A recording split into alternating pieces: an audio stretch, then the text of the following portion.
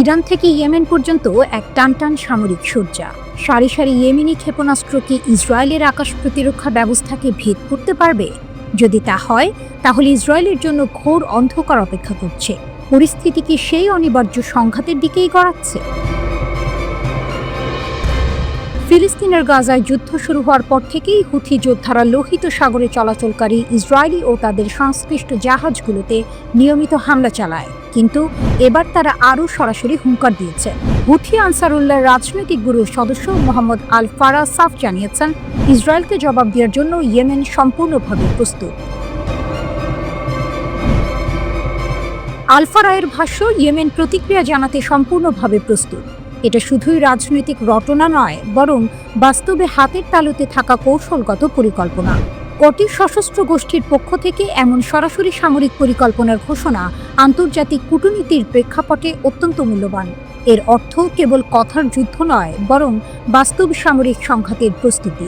Yemen ঘোষণা করেছে, যে কোনো আগ্রাসনের বিপরীতে তারা শক্ত জবাব দিতে প্রস্তুত। হুথিদের শক্তিকে ইসরায়েল আর ছোট করে দেখতে পারছে না। সাম্প্রতিক সময়ে হুথিদের ছোড়া মিসাইলে বহুবার ইসরায়েলের বিমান চলাচল ব্যবস্থাকে বন্ধ করতে হয়েছে, যা দেশটির জন্য এক চরম বিব্রতকর ও বেগতিক পরিস্থিতি। ইসরায়েলি প্রতিরক্ষা ব্যবস্থা হল মধ্যপ্রাচ্যের আকাশে এক অভেদ্য বর্ম, কিন্তু বারবার সেই বর্মে ফাটল ধরাচ্ছে ইয়েমেনের মরুভূমি থেকে উড়ে আসা ক্ষেপণাস্ত্র। ইসরায়েল হুথিদের দমানোর চেষ্টা করেছে, তাদের অবস্থানে হামলা করেছে, কিন্তু ফলাফল হয়েছে উল্টো। কারণ হুথিরা কেবল একটি প্রক্সি শক্তি নয়, তাদের রয়েছে এক দৃঢ় আদর্শিক প্রতিরোধ এবং সম্ভবত অপ্রচলিত কিন্তু কার্যকর সামরিক সক্ষমতা। হুথিদের এই সামরিক প্রস্তুতি কেবল মধ্যপ্রাচ্যের কূটনীতিক ও ছন্দ হামলার পর্যায়ে সীমাবদ্ধ থাকবে, নাকি আগামী কয়েক সপ্তাহে একটি বাস্তব সামরিক সংঘাত ঘটে যেতে পারে, এই নিয়েই এখন চলছে তীব্র জল্পনা। তেহরান থেকে শুরু করে ইয়েমেনের রাজধানী সানা পর্যন্ত বিস্তৃত এই প্রতিরোধ অক্ষ এখন টানটান যুদ্ধের সাজে প্রস্তুত।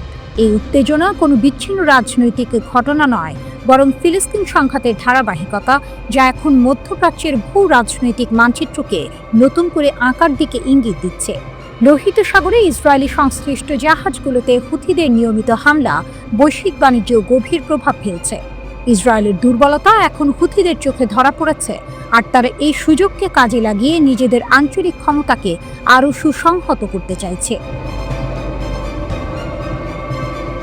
ইয়েমেনের তথ্য মন্ত্রণালয়ের সিনিয়র উপদেষ্টা তৌফিক আল হামিরির কণ্ঠেও কোনো দ্বিধা নেই, কোনো রাখঢাক নেই। তিনি স্পষ্ট করে দিয়েছেন, নেতানিয়াহুর যে কোনো নতুন আগ্রাসনের জন্য ইয়েমেন প্রস্তুত এবং তাদের প্রতিক্রিয়া হবে অত্যন্ত বেদনাদায়ক। স্পুটনিককে দেয়া তার সাক্ষাৎকারটি যেন এক বিদ্যুৎ ঝলক। তাতে হুথিদের শক্তি ও কৌশলের ইঙ্গিত স্পষ্ট। ইয়েমেন হুমকি মেনে নেয় না, আমাদের বিকল্প বিস্তৃত। ইসরায়েল আবারও হামলা চালালে আমরা প্রতিশোধ নেওয়ার প্রতিশ্রুতি দিচ্ছি। এই বাক্যগুলো কেবল সতর্কবার্তা নয়, এটি আনসার আল্লাহ বা হুথি গোষ্ঠীর চ্যালেঞ্জ।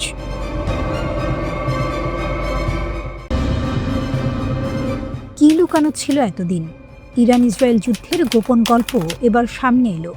ইরান কি সত্যিই মোসাদ এজেন্টদের সম্পূর্ণ নির্মূল করেছে? ইরান নিজেদের দাবি ও তথ্য সামনে এনে বলছে, এই যুদ্ধে তারা শুধু টিকে থাকেনি, বরং গোটা গুপ্তচর নেটওয়ার্ককে কাঁপিয়ে দিয়েছে। ইরানের দাবি, এই যুদ্ধ কেবল বোমা মিসাইলের লড়াই নয়, বরং গোয়েন্দা দাপটের প্রমাণ। ইরান জানালো, ইসরায়েল ও আমেরিকার বিরুদ্ধে যুদ্ধ নিয়ে এমন সব তথ্য সামনে এসেছে যা আগে কেউ শোনেনি। ইরানের পক্ষ থেকে বলা হয়েছে, জুনের 12 দিনের যুদ্ধে মোসাদের 36 জন এজেন্টকে ঘায়েল করা হয়েছে। এই হামলাগুলো হয়েছে ইসরায়েলের গোয়েন্দা স্থাপনাগুলোতে টার্গেট করে।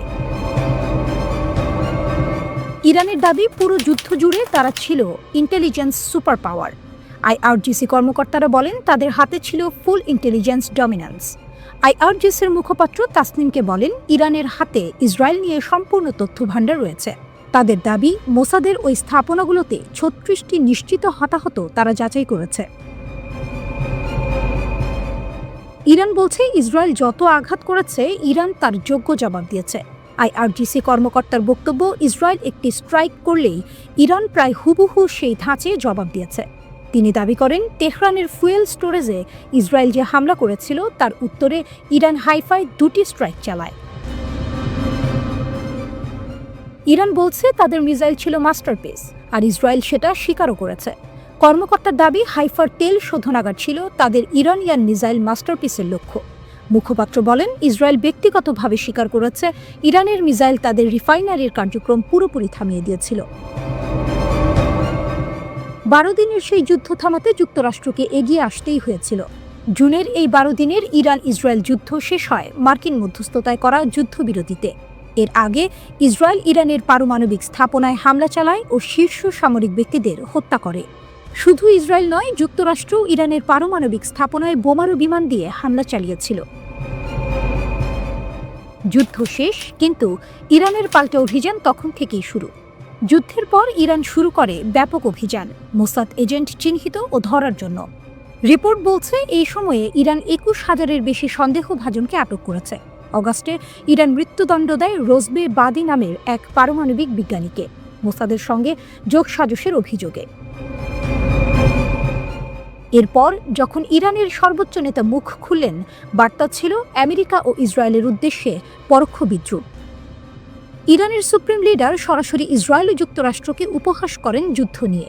তার বক্তব্য, 12 দিনের সেই সংঘর্ষে ইরান দুটো শক্তিকেই পরাজিত করেছে। খামেনি বলেছেন তারা এসেছে, গোলমাল করেছে আর খালি হাতে ফিরে গেছে।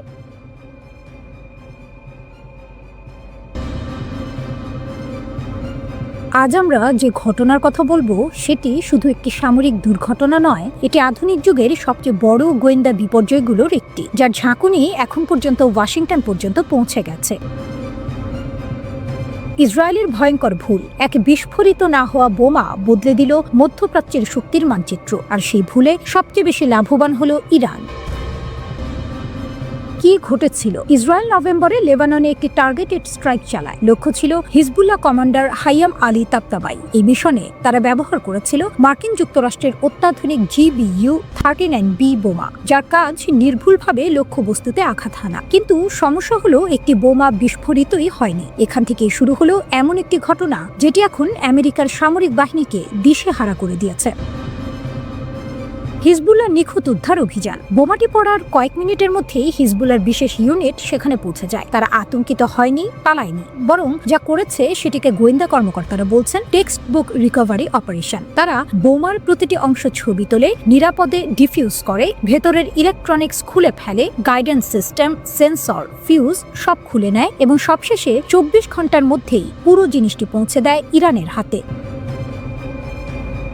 ইরানের ল্যাবে এখন আমেরিকার তৈরি নির্ভুল বোমার পুরো প্রযুক্তি বিশ্লেষণ করা হচ্ছে। কিন্তু এখানেই শেষ নয়, আরেকটি বড় ধাক্কা এসেছে যুক্তরাষ্ট্রের জন্য। ইরানের নিউক্লিয়ার স্থাপনাগুলোর ওপর জুনে চালানো মার্কিন আক্রমণে ব্যবহৃত হয়েছিল ভয়ঙ্কর GBU-57 ম্যাসিভ অর্ডিন্যান্স পেনিট্রেটর, যা পাহাড়ের নিচের গভীর বাংকার ধ্বংস করার জন্য বানানো। খবর বেরিয়েছে এই দানবাকৃতির বোমাগুলোর অন্তত একটি বিস্ফোরিত হয়নি, আর সেটিও এখন ইরানের হাতে। অর্থাৎ এখন ইরানের বিজ্ঞানীরা শুধু ছোট প্রিসিশন বোমার প্রযুক্তি নয়, বরং বিশ্বের সবচেয়ে শক্তিশালী বাংকার বাস্টার প্রযুক্তিও বিশ্লেষণ করছে। ইরান কি করছে? ইরান কেবল প্রযুক্তি দেখেই থেমে নেই, তারা এটিকে কাজে লাগাচ্ছে। সাম্প্রতিক প্রতিবেদন বলছে ইরানের ফাতাহ হাইপারসনিক মিসাইলের নতুন ওয়ারহেড ডিজাইন করা হয়েছে GBU-57 এর প্রযুক্তি দেখে। খোররামশার 4 ব্যালিস্টিক মিসাইলের নতুন সংস্করণেও এই প্রযুক্তি ব্যবহার করা হচ্ছে। ইরান এখন এমন ওয়ারহেড তৈরি করছে যা 20 মিটার রিইনফোর্সড কনক্রিট ভেদ করতে পারে, যা আগের তুলনায় বিশাল অগ্রগতি। অর্থাৎ যেসব স্থাপনাকে একসময় নিরাপদ ধরা হতো, এখন সেগুলোও ইরানের মিসাইলের সামনে ঝুঁকিপূর্ণ। কেন এত বড় সমস্যা আমেরিকার জন্য? কারণ এই প্রযুক্তিগুলো গোপন ছিল। দশকের পর দশক ধরে গবেষণা ও $1 বিলিয়ন খরচ করে আমেরিকা এই বোমাগুলো তৈরি করেছে। এখন গাইডেন্স সিস্টেম, পেনিট্রেশন প্রযুক্তি, সেন্সর, ফিউজ সবই ইরানের হাতে। এই একটিমাত্র অবিস্ফোরিত বোমা ইরানের আগামী প্রজন্মের মিসাইলগুলোকে আরো ভয়ঙ্কর করে তুলতে পারে।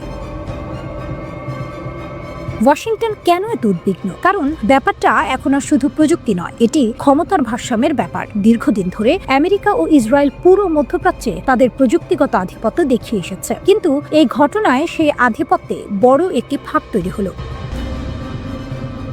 ইরান ছিল আগেই শক্তিশালী, এখন তাদের হাতে রয়েছে guidance technology, deep penetration system, মার্কিন যুদ্ধ অস্ত্রের রিভার্স ইঞ্জিনিয়ারিং ক্ষমতা। এটি ইরানের জন্য এক বিশাল জয়, যা তারা কোনো যুদ্ধ ছাড়াই পেয়ে গেল।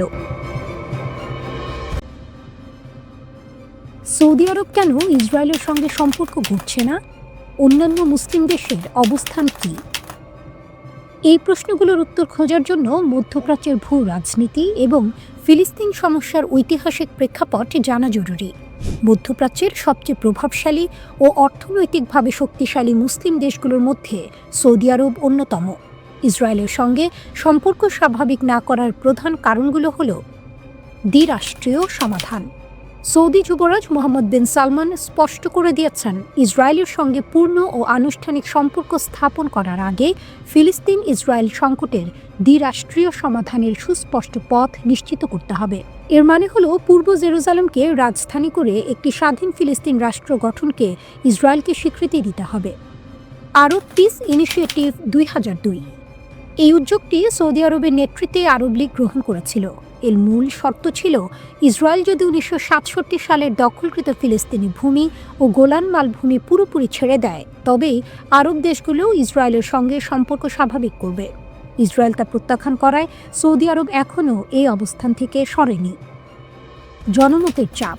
সৌদি আরব পবিত্র মক্কা ও মদিনার ধারক। ফিলিস্তিনিদের প্রতি সমর্থন সে দেশের মানুষের মধ্যে খুবই গভীর। গাজায় সাম্প্রতিক গণহত্যার মতো ঘটনায় মুসলিম বিশ্বে যে তীব্র ক্ষোভ সৃষ্টি হয়েছে, সেখানে ইসরায়েলের সঙ্গে সম্পর্ক স্থাপন করলে তা দেশের অভ্যন্তরে এবং বৃহত্তর মুসলিম বিশ্বে চরম জনরোষ সৃষ্টি করবে। আঞ্চলিক নেতৃত্ব। মধ্যপ্রাচ্যের নেতা হিসেবে সৌদি আরবের অবস্থান বজায় রাখতে হলে তাকে ফিলিস্তিন প্রশ্নের সমাধান না হওয়া পর্যন্ত ইসরায়েলের সঙ্গে সরাসরি সম্পর্ক স্থাপন থেকে বিরত থাকতে হবে। অন্যান্য মুসলিম দেশের অবস্থান। মুসলিম দেশগুলোর মধ্যে ইসরায়েলের সঙ্গে সম্পর্ক 3 ভাগে বিভক্ত। 1. চুক্তিবদ্ধ দেশ। আব্রাহাম অ্যাকর্ডস 2020 সালের আব্রাহাম অ্যাকর্ডসের মাধ্যমে এই দেশগুলো ইসরায়েলকে আনুষ্ঠানিকভাবে স্বীকৃতি দিয়েছে। সংযুক্ত আরব আমিরাত ও বাহরাইন 2020 সালের সেপ্টেম্বরে তারা চুক্তিতে সই করে। অর্থনৈতিক ও সামরিক সহযোগিতা, বিশেষ করে ইরান ভীতি মোকাবিলায় যুক্তরাষ্ট্রের সমর্থনের বিনিময়ে তারা ইসরায়েলের সঙ্গে সম্পর্ক স্থাপন করে। সুদান ও মরক্কো। সুদান 2021 সালের জানুয়ারিতে এবং মরক্কো 2020 সালের ডিসেম্বরে চুক্তিতে যুক্ত হয়। মরক্কো এর বিনিময়ে পশ্চিম সাহারা নিয়ে তার দাবির প্রতি যুক্তরাষ্ট্রের স্বীকৃতি আদায় করে। তবে গাজায় গণহত্যার পর এই চুক্তিবদ্ধ দেশগুলো নিজ দেশেই তীব্র জনবিক্ষোভের মুখে পড়েছে। 2. পুরনো চুক্তিবদ্ধ দেশ। মিশর। যুক্তরাষ্ট্রের মধ্যস্থতায় ক্যাম্প ডেভিড চুক্তির মাধ্যমে মিশর 1979 সালে ইসরায়েলকে স্বীকৃতি দেয়। এর বিনিময়ে মিশর সিনাই উপদ্বীপ ফেরত পায় এবং যুক্তরাষ্ট্রের আর্থিক সহায়তা লাভ করে। এই চুক্তির কারণে আরব বিশ্ব মিশরকে প্রতারক হিসেবে দেখে এবং আরব লীগ তার সদস্যপদ স্থগিত করে। প্রেসিডেন্ট আনোয়ার সাদাত এর বিরোধিতার কারণেই খুন হন। জর্ডান। ফিলিস্তিনের PLO এর সঙ্গে ইসরায়েলের অসলো চুক্তির পর জর্ডান 1994 সালে মার্কিন মধ্যস্থতায় শান্তি চুক্তি করে। ইসরায়েল বিরোধী বা সম্পর্কহীন দেশ বেশিরভাগ মুসলিম দেশই এখনও ইসরায়েলকে স্বীকৃতি দেয়নি বা সম্পর্ক ছিন্ন করেছে। তীব্র বিরোধী দেশ। ইরান দীর্ঘকাল ধরে ইসরায়েলের চরম শত্রু। কাতার ফিলিস্তিনের সবচেয়ে বড় সমর্থক এবং তারা চুক্তির সম্ভাবনা পুরোপুরি বাতিল করেছে। Syria, Iraq, Oman, Kuwait, Tunisia, Libya, Algeria, Yemen, Pakistan ও বাংলাদেশ ইসরায়েলের সঙ্গে সম্পর্কের ঘোর বিরোধী। তুরস্ক 1949 সাল থেকেই ইসরায়েলের সঙ্গে সম্পর্ক রাখলেও গাজায় গণহত্যার পর দেশটি সম্পর্ক ছিন্ন করার ঘোষণা দেয় এবং ইসরায়েলি জাহাজের জন্য আকাশসীমা ও বন্দর নিষিদ্ধ করে।